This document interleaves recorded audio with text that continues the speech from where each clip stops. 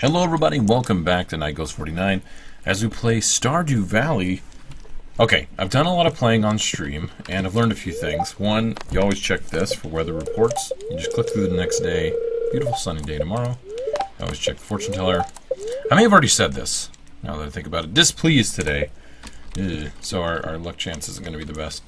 But, I'm going for a silo and then a coop, so I can get chickens next, and you can actually turn the eggs into mayonnaise and make like a lot of money. But going through the mines and stuff, and then also doing a lot of farming, basically what we've kind of been doing, is very, very helpful. So I'm going to continue down that route. I've also learned to keep your hoe on you at all times. And I'll explain why. There's little worms every now and then. And those little worms, if you dig where they are, there's usually something there. I think you have to water this. No, you don't. Never mind. All right, so let's put the water away. Basically, we'll just put all that stuff away. I don't want to carry the scythe with me or the herring. Okay, so here's our little farm. Our farm is still quite overgrown. We do have a lot of things actually planted right now, which is going to make us a decent amount of cash. But one thing I do know is if we get 300 wood, we can unlock the tidal pool area and really start like raking in all the goodies. Because the tidal pool area that's actually near the beach, it's right here. There's this little bridge right there that costs 300 wood.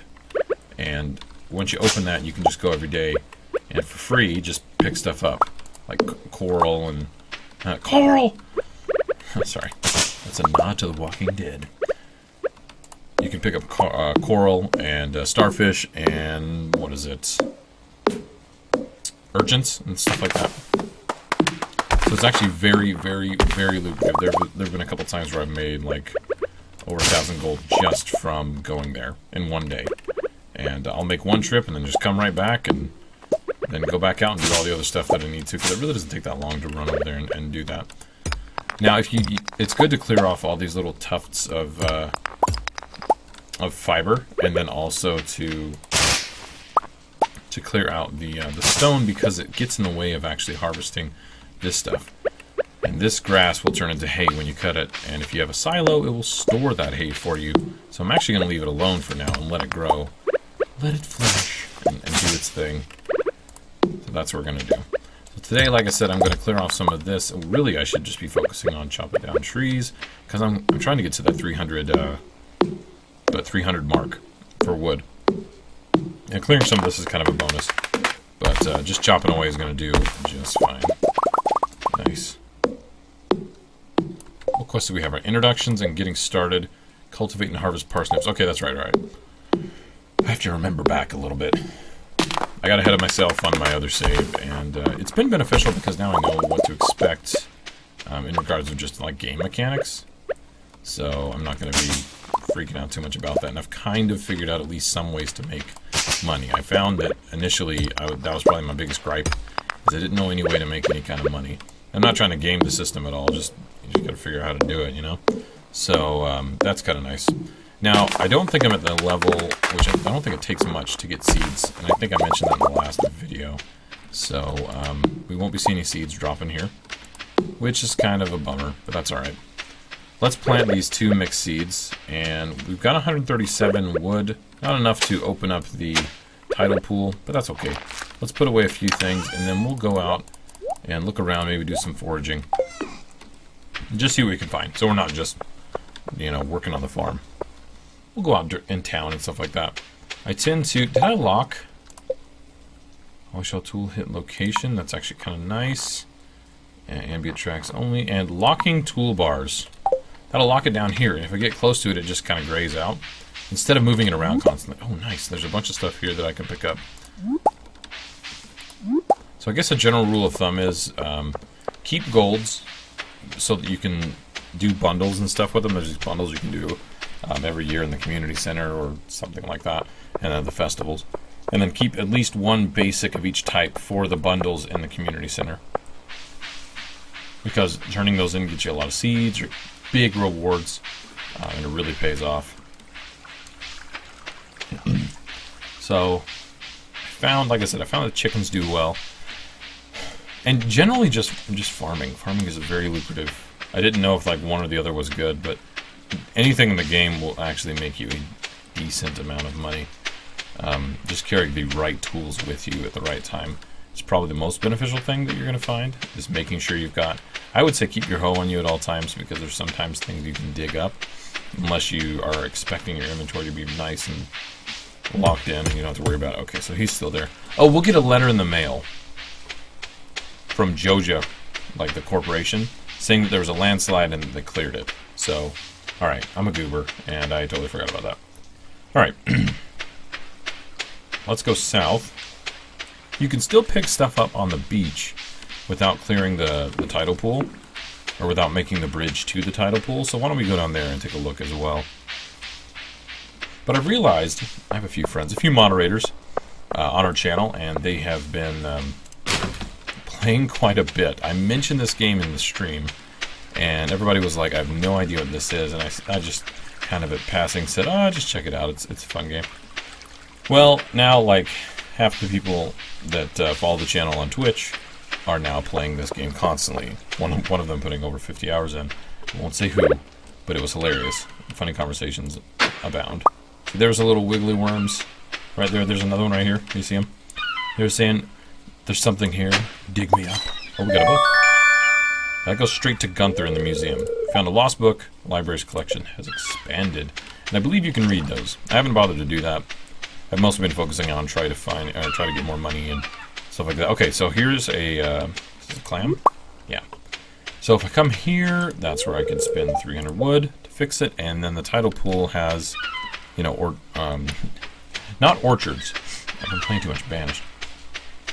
It's got urchins, clams, oysters, things like that you can pick up, and it's all just money. I tend to, for the most part, unless they're gold, I just sell them in that box back at the farm, and it's a very good source of income. Now, I know there's a lot of other quests you can do. I found myself being very introverted with this game. I don't know why. And the game, from the beginning, pushes you to meet people. You'll meet a lot of people at festivals, and I found that that's the easiest instead of just tracking everybody down. It's not the most interesting way to do things, because you can start to get into people's lives. You can eventually get married, which is kind of cool. Let's see. Put the clam away. Okay, very good. So overall, the game is pretty darn in-depth, which is exciting, because I want something in-depth enough, but simple enough to where I can actually just pick it up on a whim. And this game really feels like that to me, you know?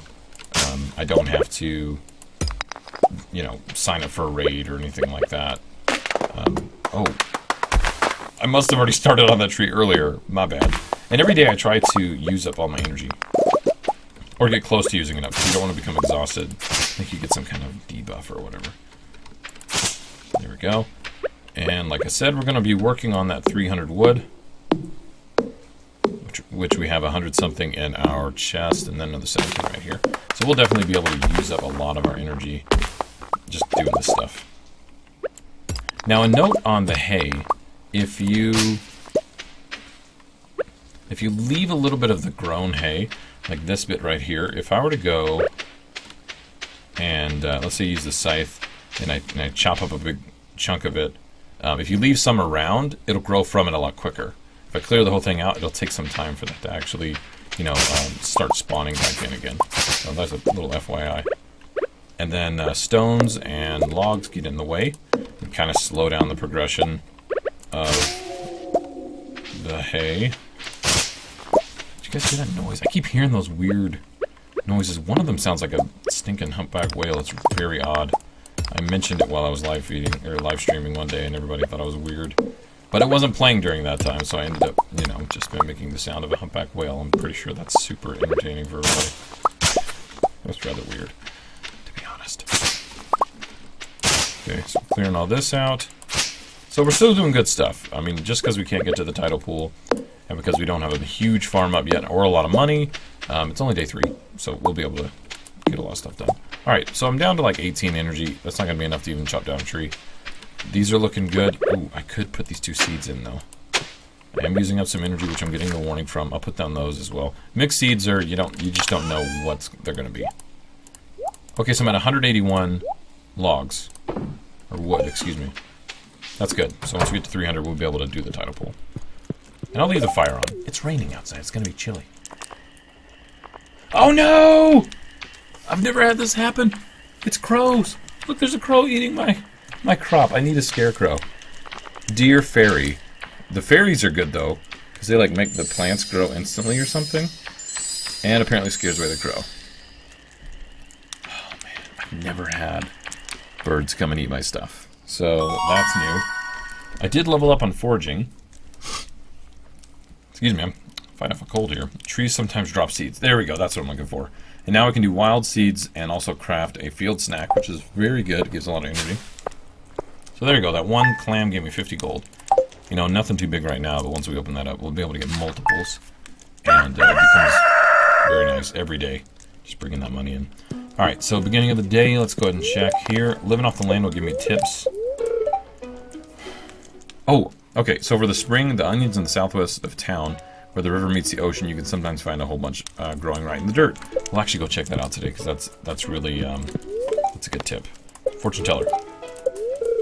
They're neutral. I'd rather them be neutral than angry. So weather tomorrow. Rain all day tomorrow. Rain is so good because it waters all your crops for you. Can I make a scarecrow? Nope, I'm not at that point yet. But I can harvest all these now because the fairy came, which is just amazing. So we did just finish our quest. And as you can see, I just got a silver version of the parsnips. And then some of the regulars as well. Maybe we'll get a gold? Nope, no gold. That's fine. And honestly, I'm probably going to sell all but one of these. So why don't I put one of these by right-clicking in here. Then I'll just sell these and get some money. So I'm going to need more money. Okay, and we'll water our crops. And then we're going to go and get those onions, which gives a little bit more of an income too, because I'll just sell those. They're just wild onions that are out in the wilderness. And hopefully we can find some other things in the forage while we're out running around. So that'll be good. Don't need the scythe, but I do need the hoe, the axe, and the pickaxe. So let's go ahead and head south. We can go south out of our own farm and make our way to the part where the river and the ocean meet up. Oh my goodness. This is all such a mess. Come on. All this stuff's in the way. We got a geode out of that. That's nice. Okay. Just chop that. Very good. Okay. Now here's the farmer. I think farmer? Either way, you can buy animals from her. So that's good to know that it's there. Sometimes there's this, like, fortune teller or traveling salesperson here with a cart that is pulled by a pig. It's rather odd, but kind of funny. The wizard lives here. You gotta wait a little while. You gotta kind of be summoned or whatever to go to that. And then down this way, there's also, I believe, an abandoned house, which you can't do anything with. Somewhere around here. If you click on the bushes, if there's something to harvest, you can pull them out. Okay, this is what I was looking for. This is a little bridge, and then go down here. And this is the island with the onions. Yeah, there they are. Yep, spring onions. Fantastic. There's a bunch right here. Nice. Okay, it's a little bit of income. There's like the sewers right there. And apparently later, some kids will prompt, like there'll be a little conversation there, and Gunther has the key to the sewers or something. For some reason, I really don't know why. Kind of weird. Okay, there's some wild horseradish there.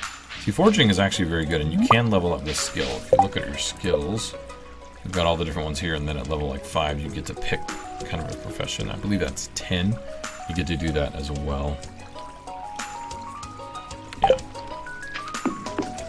Alright, so again, oh, there's the abandoned house. Again, looking around, make sure we don't miss out on any little worms that are poking out. And picking up these dandelions are nice. You can use them to restore health and energy when you're like in the mines. So that's good to know. Or if we're clearing out our farm, even more too. Which, you know, I don't have any seeds. I only have 250 gold. I don't know how much I could really buy. Let's see, getting started. Oh, there's another 100 gold right there.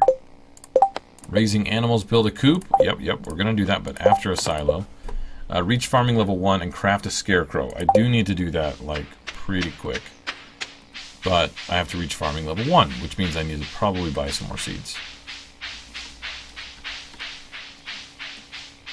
So if we just go east, past this little place, we'll get back into town. Look at that cow. The pixel art is real. I do like this style, and the game's pretty fun. It's pretty chill. You can rummage through people's trash, but if they see you, they're like, ew, yuck, stop it. They like yell at you. Kind of fun. But I guess the stories of the characters are rather in-depth.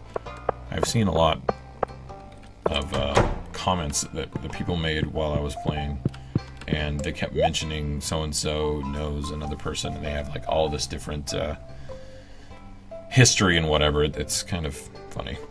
How do you find those? Let me see.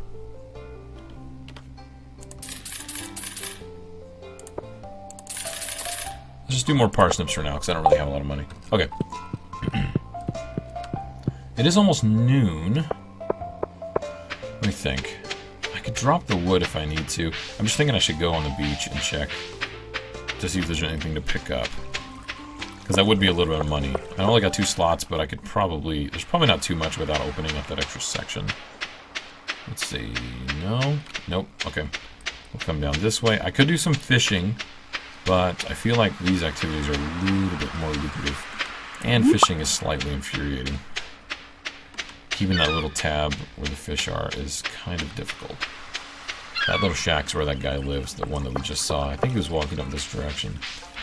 And he's completely gone now, which is rather odd. Can we talk to you? We're very lucky to have a library in such a small town, says Penny. You don't look like Penny.